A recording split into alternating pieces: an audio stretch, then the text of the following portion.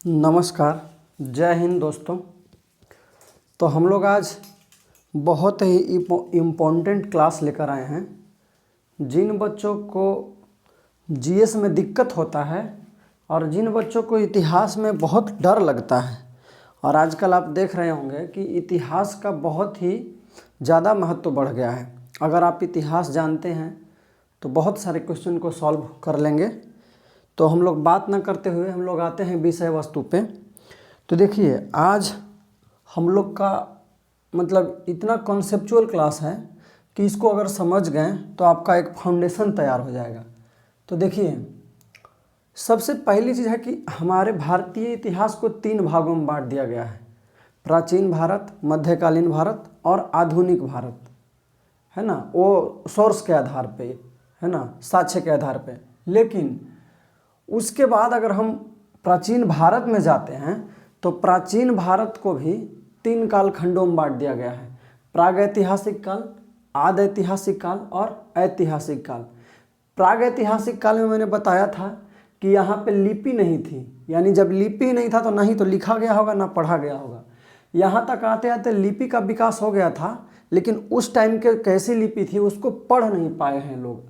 तो आदि ऐतिहासिक काल हो गया और ऐतिहासिक काल उस काल में हो गया जिसमें लिपि को पढ़ा भी गया और लिखा भी गया, यानी कि सारे चीज़ को बढ़िया से एविडेंस प्राप्त कहाँ से हुआ है, ऐतिहासिक काल में। अब हम लोग एक खाका खींचे हुए हैं और उसी के आधार पे हम लोग इसको याद कर लेंगे तो इतिहास जो है बहुत ही आसान हो जाएगा।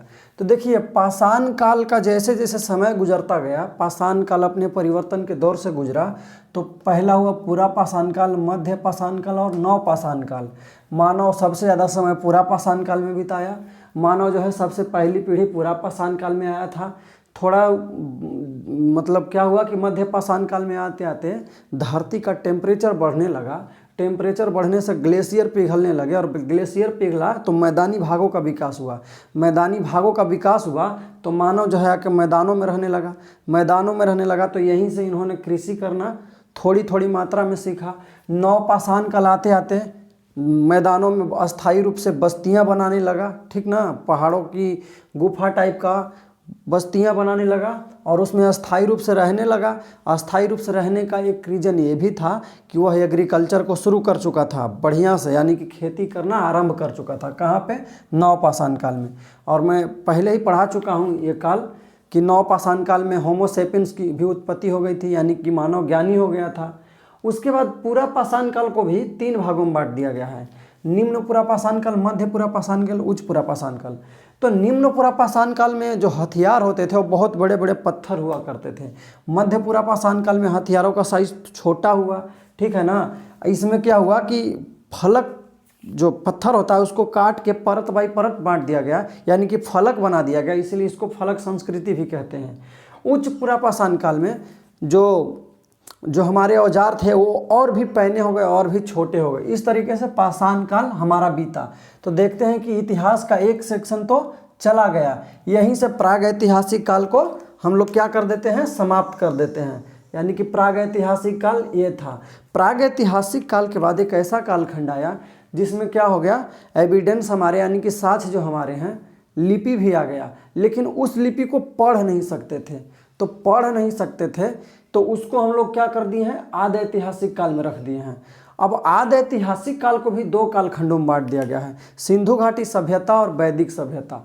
सिंधु घाटी सभ्यता का टाइम पीरियड, अब यहाँ से हम लोग टाइम पीरियड स्टार्ट करेंगे और यहाँ से टाइम पीरियड याद करना जरूरी है।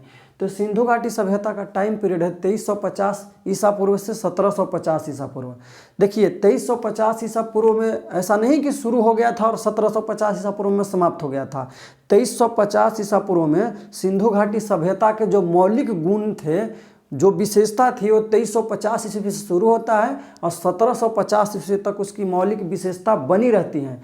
लेकिन 1750 के बाद भी एकाएक पतन नहीं हुआ था। क्यों? क्योंकि उसके लोग जो थे इधर उधर जाकर कहीं दूसरे जगह पे अलग अलग नामों से, अलग अलग गांवों के नाम से अपना जीवन शुरू कर लिए थे। तो उनकी यूनिटी और एकता और विशेषता जो है 1750 के बाद समाप्त हो गई थी। उसके बहुत सारे रीजन थे। तो जब हम लोग चैप्टर बाई चैप्टर आएंगे तो उसको हम लोग देखेंगे बढ़िया से। अब देखिए सिंधु घाटी सभ्यता को मैंने बताया, तो सिंधु घाटी सभ्यता जब पढ़ेंगे तो सिंधु घाटी सभ्यता की उत्पत्ति कैसे हुई, सिंधु घाटी सभ्यता में जाति कौन कौन थी, जैसे प्रोटो ऑस्ट्रेलाइड, मंगोलायड, अल्पाइन, भूमध्य सागरीय, है ना, उसकी जाति कौन कौन सी है, तो प्रजाति हो गई, जाति कौन सी थी, तो द्रविड़, ब्राह्मण, सुमेरियन, पानिक, बाहिक, नाग, दास, ये सब जो थी जातियाँ थी। उसके बाद हम लोग सिंधु घाटी सभ्यता की विशेषता देखेंगे, सामाजिक विशेषता, राजनीतिक विशेषता, धार्मिक विशेषता, आर्थिक विशेषता, व्यापारिक विशेषता। आर्थिक विशेषता, व्यापारिक विशेषता में हम दो तरीके से देखेंगे कि उसका व्यापार जो होता था तो देश के अंदर कहाँ कहाँ होता था, तो देश के अंदर जितने भी उस समय प्रांत या स्टेट हुआ करते थे या जो भी गाँव हुआ करते थे तो उसको आंतरिक व्यापार कहेंगे। और उस समय विदेशों में जो भी व्यापार होता होगा दूसरे देशों से, ठीक है ना, जैसे मेसोपोटामिया, क्रीट की सभ्यता, चीन की सभ्यता, अगर कोई होगा दजला फरात की सभ्यता, तो उसमें बाहरी रूप से क्या व्यापार करते थे, अफगानिस्तान से, ईरान से टीना सीसा कहते थे ना कि मंगाते थे, तो इस तरीके से हम लोग उसको बाह्य व्यापार में देखेंगे। तो इस तरीके से सिंधु घाटी सभ्यता समाप्त हो जाएगी। सिंधु घाटी सभ्यता 1750 ईस्वी के बाद क्या हो जाएगा कि एक जैसे सिंधु घाटी सभ्यता का जो मौलिक विशेषता थी वह पतन होगा, तो एक नई सभ्यता जन्म लेगी और लगभग उसको जन्म होने में 200 साल लग जाएंगे। इसीलिए इसको कहा जाता है कि पहली नगरीकरण की सभ्यता। विश्व की पहली सभ्यता कौन सी थी? नगरीय सभ्यता या शहरी सभ्यता, सिंधु घाटी सभ्यता। लेकिन 1750 में इसके पतन के बाद भारत की एक नई सभ्यता आने में 200 साल लग गए और वो स्टार्ट होता है 1500 ईसा पूर्व से 600 ईसा पूर्व तक। अब 1500 ईसा पूर्व से 600 ईसा पूर्व तक जो भी कालखंड है इसको भी दो कालखंडों में बांट देते हैं, ऋग वैदिक काल और उत्तर वैदिक काल। ऋग वैदिक काल किसे कहते हैं? तो वैसा कालखंड जिसके जो भी विशेषता और जो भी जानकारी हमें मिली है वह एकमात्र ग्रंथ क्या है? ऋग्वेद है। तो ऋग्वेद से जो भी हमें प्राप्त होता है, जो भी जानकारी या जो भी साक्ष्य प्राप्त होता है, तो हमको जानकारी जानने का स्रोत क्या हो गया? ऋग्वेद हो गया। तो इसलिए इस काल को क्या कहते हैं? ऋग्वेद कहते हैं। तो ऋग्वेद का काल जो है 1500 ईसा पूर्व से 1000 ईसा पूर्व के बीच का है। उसके बाद आता है उत्तर वैदिक काल। उत्तर वैदिक काल का जो टाइम पीरियड है वह 1000 ईसा पूर्व से 600 ईसा पूर्व के बीच तक है। तो वहीं पर हम देखते हैं कि ऋग वैदिक काल में जहाँ समाज सभ्य था, जाति प्रथा का उल्लेख नहीं है। अगर जाति प्रथा का उल्लेख भी है तो वहाँ पे व्यापार वाणिज्य के आधार पे एक ही परिवार में दो व्यक्ति यदि कोई मंत्र का उच्चारण करता है तो वह पंडित होता था, और वही कोई व्यापार करता था तो वह वैश्य होता था। दो भाई ही क्यों न हो। तो इस बात से यह अर्थ निष्कर्ष निकलता है कि हम लोग के जो वैदिक सभ्यता में जो ऋग वैदिक काल का था उस समय कोई भी कुरीतियाँ बुराइयाँ नहीं थी, ठीक ना। समाज में माहौल बहुत अच्छा था। इस तरीके से हम लोग इस बात को अब आगे बढ़ाते हुए देखते हैं कि उत्तर वैदिक काल में क्या हो गया कि ऋग वैदिक काल में जिस तरीके से हमारा समाज एक महान क्रांति की ओर से गुजर रहा था और उस समय एक महान सभ्यता विद्यमान थी और उस समय कोई कुरीतियाँ नहीं था, तो उत्तर वैदिक काल में उसमें कुरीतियाँ ढोंग और कुरीतियों का बोलबाला होने लगा। तो इस तरीके से हम लोग देखते हैं कि उत्तर वैदिक काल में छोटी छोटी कमियां आने लगी थी। कमियों के रूप में हम लोग देख सकते हैं कि जैसे स्त्रियों को वेद नहीं पढ़ने दिया जाता था, है ना, समानता नहीं था, उनको जाति के आधार पे बंटवारा कर दिया गया। तो इस तरीके से हम लोग देख रहे हैं कि उत्तर वैदिक काल का भी जो टाइम पीरियड है वो 1000 BC से 600 ईसा पूर्व तक उसको समाप्त कर देते हैं। जैसे ही अब एक चीज़ और ध्यान देने वाली बात है कि वैदिक काल में अगर देखेंगे तो ऋग वैदिक काल में सबसे छोटा जो होता था इकाई परिवार होता था। परिवार से मिलके गांव बनते थे और गांव से मिलके जन बनते थे। गांव का बड़ा हुआ स्वरूप जन बनता था। तो ऋग वैदिक काल का जो बहुत बड़ा संगठन था वो जन था, और वही जन उत्तर वैदिक काल में आते आते जनपद के रूप में स्थायी हो गया। और वही जनपद अब जैसे जन और जनपद को समझना कैसे है, तो जैसे एक व्यक्ति है, एक व्यक्ति से 4 व्यक्ति हुए तो परिवार बन गया।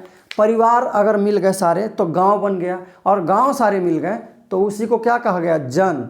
और उस समय क्या हुआ कि उत्तर वैदिक काल में आते आते एक परिवर्तन और हुआ कि लोहे की खोज हो गई। और लोहे की खोज हो जाने से क्या हो गया कि उस समय जो कृषि कार्य करने के लिए लकड़ी का फाल का इस्तेमाल किया जाता था, तो लोहे की खोज हो जाने से हल जो है लोहे के बनने लगे। इससे क्या हो गया, भूमि की जुताई में आसानी हो गई और कृषि कार्य में तरक्की हुआ। और कृषि कार्य में तरक्की हुआ तो उस समय के जो भी छोटे मोटे राजा थे जो अनाज के रूप में टैक्स वसूलते थे, तो उनके टैक्स में वृद्धि हुई। और टैक्स में वृद्धि हुई तो एक दूसरे से क्या हो गए, लड़ाई करने लगे, एक दूसरे पे आक्रमण करने लगे। तो आक्रमण करने के लिए, अपने आप को सुरक्षित रखने के लिए उस लोहे से हथियार भी बनाने जाने लगे। तो इस तरीके से हम देख रहे हैं कि उत्तर वैदिक काल तक आते आते जो है हथियार बनने शुरू हो गए थे।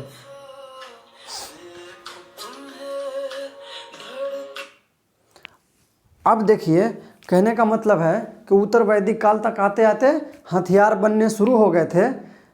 अब वही काम हुआ महाजनपद काल में। महाजनपद काल में क्या हो गया कि हथियार तो बनना शुरू हो गया था, तो यहाँ पे महाजनपद काल में क्या हुआ कि जनपद को, जैसे हम लोग कहे कि ऋग वैदिक काल में जन था, उत्तर वैदिक काल में जनपद था, और महाजनपद काल में क्या हो गया कि हर एक जन, देखिए इसको समझने की कोशिश कीजिए कि ये हो गया जन, ये हो गया जनपद, ऐसे ऐसे बहुत सारे जनपद थे, ठीक है ना। तो ये बहुत सारे जनपद को जीत के जिस शासक ने एक में मिला दिया तो उसी को कहा गया महाजनपद। और महाजनपद में भी 16 महाजनपद की चर्चा मिलती है। तो काशी, कौशल, कुरु, कंबोज, मगध, माल्य, मत्स्य, अंग, अवंती, अस्मक, वज्जीवत, गंधार, पंचाल, सूरसेन और मथुरा। तो इस तरीके से 16 महाजनपद मिलते हैं। और उस 16 महाजनपद में एक महाजनपद जो था मगध महाजनपद, वो बहुत ही शक्तिशाली था। उसके शक्तिशाली होने के दो रीजन थे कि मगध महाजनपद के आसपास लोहे के पर्याप्त मात्रा में भंडार थे, तो उससे हथियार और कृषि कार्यों में सहूलियत प्रदान हुई। उसके बाद उसके जो भी शासक हुए बहुत ही योग्य हुए और बहुत ही ताकतवर हुए, तो उन्होंने आसपास के जितने भी महाजनपद थे उन पे आक्रमण किए और धीरे धीरे उन पे क्या हो गया, कब्जा किया, और इस तरीके से अपनी शक्ति को बढ़ाएं। तो अब हम लोग देखते हैं कि मगध महाजनपद के जो शासक या वंश हैं, तो मगध महाजनपद पे जो शासन करने वाले पहली वंश थी वो थे हर्यक वंश। हर्यक वंश का संस्थापक जो था बिंबिसार था, ठीक है ना। बिंबिसार के बाद उसका पुत्र अजातशत्रु बना, अजातशत्रु के बाद उदयन बना, उदयन के बाद नागदशक बना, नागदशक को मार के शिशुनाग जो है शिशुनाग वंश की स्थापना करता है। शिशुनाग का अगला वंश जो हो गया कालाशोक हो गया। कालाशोक के बाद नंदीवर्धन आता है और नंदीवर्धन जो है अपने साम्राज्य को चलाता है। नंदीवर्धन को मार के महापद्मनंद जो है, देख रहे होंगे कि नंद वंश की स्थापना किया। नंदीवर्धन को मार के महापद्मनंद जो है नंद वंश की स्थापना करता है। और नंद वंश के महापद्मनंद के बाद आता है घनानंद, और घनानंद के दरबार में एक हुआ करता था कौटिल्य, ठीक है ना। कौटिल्य विष्णुगुप्त जिसको कहा गया है, जिसको चाणक्य कहा गया है, तो उसके दरबार में रहते थे। तो घनानंद जो है उनको अपमान कर दिया था, तो उसी का बदला लेने के लिए उन्होंने चंद्रगुप्त मौर्य को ट्रेनिंग देना शुरू किया। और ट्रेनिंग के बाद घनानंद को हरा के वहाँ पे मौर्य वंश की स्थापना करते हैं। कौन? चंद्रगुप्त मौर्य। चंद्रगुप्त मौर्य मौर्य वंश में आते हैं। तो मौर्य वंश के भी प्रमुख शासक हुए, जैसे चंद्रगुप्त मौर्य हो गया,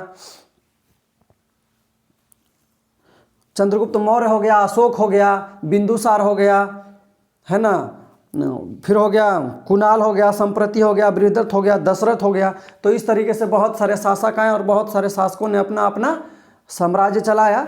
लेकिन जो मगध मौर्य वंश के जो अंतिम शासक था बृहद्रथ को मार के पुष्यमित्र शुंग जो है शुंग वंश की स्थापना करता है ना। मौर्य वंश के बाद शुंग वंश की स्थापना करता है और शुंग वंश की स्थापना करता है। और शुंग वंश जो था एक ब्राह्मण वंश था। और आप देख रहे होंगे कि चंद्रगुप्त मौर्य जो था इस समय का सबसे बड़ा ताकतवर वंश था। और चंद्रगुप्त मौर्य के बाद जो जैसे ही शुंग वंश आया, तो जो भारत जो है वह अनेक शासकों में बट गया। जैसे कि आप देख रहे होंगे कि मौर्य वंश की समाप्ति जैसे ही हुई, तो यहाँ पे देख रहे होंगे कि हिंद यूनानी, है ना। और भारत की अगर बात करें तो महाराष्ट्र में सातवाहन अलग से शासन करने लगे, दक्षिण में चोल चेरे पांड्य शासन करने लगे, उड़ीसा में चेदी खारवेल शासन करने लगा, यहाँ पाटलिपुत्र में शुंग वंश शासन करने लगा। उसी समय जब देखा गया कि भारत जो है एक शासन के अधीन नहीं है, एक शासक के अधीन नहीं है और अनेक कालखंडों में बट गया है, इसके शासक अनेक ताकतों में बट गए हैं, यहाँ कोई सेंट्रलाइज ताकत नहीं है, तो इसी का फ़ायदा उठाकर भारत में अनेक विदेशियों का आक्रमण हो गया। और उसी समय कहा जाता है कि भारत में विदेशियों का आक्रमण तो हम लोग जब चैप्टर वाइज पढ़ेंगे तो बहुत ही गहराई से पढ़ेंगे। तो विदेशियों का आक्रमण हुआ तो सबसे पहले हिंद यूनानी का आक्रमण होता है, उसके बाद शक का आक्रमण होता है, उसके बाद पहलव का होता है, उसके बाद कुषाण का होता है। उसके बाद कुषाण क्या करता है कि सारे को मारकर, है ना, सारे क्षेत्रों को जीतकर एक ही बहुत ही बड़ा साम्राज्य स्थापित करता है और उसको कुषाण वंश कहा गया है। और कुषाण वंश के संस्थापक कुजल कड़विशेषिस थे, उसके बाद भीम कड़विशेषिस आए, उसके बाद कनिष्क आया, वशिष्ठ आया, हुइस्क आया। इस तरीके से कुषाण वंश का शासन चलता रहा। और उसी कुषाण वंश के जो सामंत हुआ करते थे, उसी कुषाण वंश के सामंत हुआ करते थे गुप्त वंश, है ना। तो गुप्तों ने कुषाणों को मारकर फिर से उस पर एक बहुत बड़ा साम्राज्य बनाया गुप्त वंश का, है ना। गुप्त वंश का संस्थापक श्रीगुप्त का घटोचक हुआ। उसके बाद आप पढ़े होंगे कि चंद्रगुप्त फर्स्ट हो गया, समुद्रगुप्त हो गया, चंद्रगुप्त द्वितीय हो गया, रामगुप्त हो गया, विष्णुगुप्त हो गया। इस तरीके से अनेक शासक आए और गुप्त वंश को आगे चलाया। गुप्त वंश का जैसे जैसे पतन होने लगा तो गुप्त वंश भी अनेक कालखंडों, अनेक शक्तियों में बट गया। और जब अनेक शक्तियों में बट गया तो यहाँ पे देख रहे होंगे कि बंगाल में गौड़ वंश शशांक आ गया, भास्कर वर्मन आ गया, बर्मन वंश असम में, और चालुक्य का पुलकेशिनी द्वितीय आ गया महाराष्ट्र में, और मालवा में देवगुप्त आ गया, और वर्धन वंश यूपी में थानेश्वर में वर्धन वंश आ गया। तो यही वर्धन वंश में हो गया इसका, जिसकी स्थापना किया था प्रभाकर वर्धन ने, जिसके 2 पुत्र राज्यवर्धन और हर्षवर्धन हुआ करते थे और एक बेटी हुआ करती थी राजश्री। तो इसी समय देखेंगे कि अब क्या हो गया कि जिस तरीके से यहाँ पे मगध एक चीज़ आप समझ लीजिएगा थोड़ा सा, कि जब महाजनपद का